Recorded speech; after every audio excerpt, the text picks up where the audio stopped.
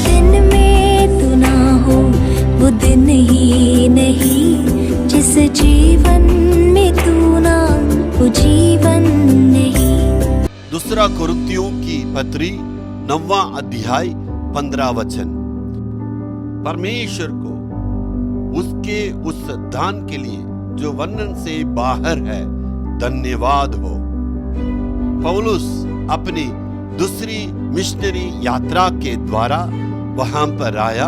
वहां कुरिन्थ में कम से कम 1.5 साल ठहर के वहां पर सेवा किया। वहां की कलीसिया को उन्होंने बनाया। लेकिन जब वहां से पौलुस रवाना होकर चला गया, लेकिन कलीसिया की समस्या वहां बढ़ गई। उस समस्या को समाधान करने के लिए तीमुथियुस को सिखा के वहां पर भेजा है। उसके बाद उस समस्या के लिए चिट्ठी लिख के दूसरे कुरिन्थियों के नाम से लिख के तीमुथियुस के हाथ में उन्होंने विदा किया। तीमुथियुस की सेवा के द्वारा और चिट्ठी को इस बार बार पढ़ने के द्वारा कलीसिया में एक बदलावट आया, बड़ा एक रूपांतर हुआ। वहां पर परमेश्वर को उन्होंने गवाही बताया। ये सारी बातों को तीतुस ने, जहां कुरिन्थ कलीसिया की परिवर्तन के बारे में, अच्छे परिवर्तन को, एक सकारात्मक परिवर्तन को उन्होंने कहा। ये सभी बातों को सुनने के दौरान पौलुस ने इस दूसरे चिट्ठी को लिखा है। इस कुरिन्थ कलीसिया ने गरीबों के लिए मदद करने के लिए अपने हाथ को बढ़ाया, उसको दान को इकट्ठा करके दिया है। ये सभी बातों को सुनने के बाद ही पौलुस ने इस अध्याय में परमेश्वर की उसकी वरदान के लिए जो वर्णन से बाहर है प्रभु को धन्यवाद दिया।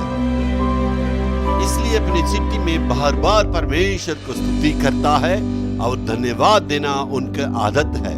लेकिन बहुतों की जीवन में आज का दौरान देखिएगा तो मसीह लोगों को देखिए, परमेश्वर की भलाई के लिए जो संसार की आशीष मिली है उसके लिए वे आनंदित होते हैं। यदि प्रभु देने से खुश होते हैं, नहीं देने से कुड़कुड़ाते हैं। ये आत्मिकता में एक बचपना को दिखाता है।